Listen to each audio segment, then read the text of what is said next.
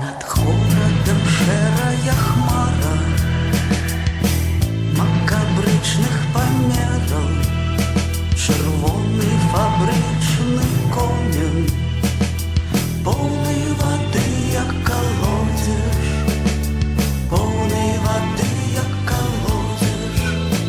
Вода заливає город, вулиці, площади, сквери.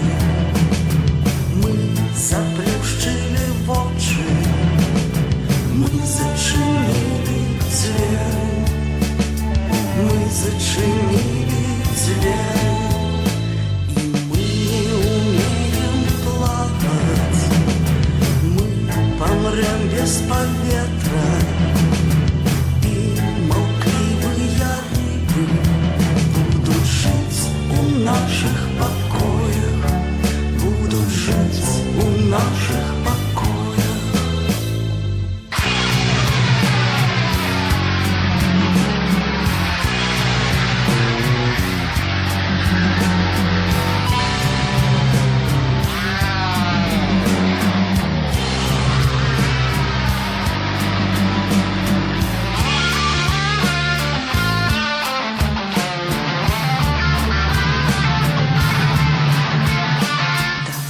Помолчи так само, тише, мацней за слово.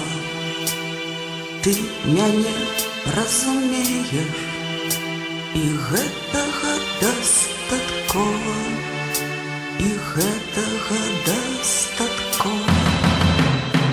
Гэта падводнае гета, тут не хапае паветра. Альбо учишься плавать, альбо канаешь потиху, альбо канаешь потиху. Стоим у воде по горло, смелые и не зважаем на тое, як не як потиху. Подобными стали дороги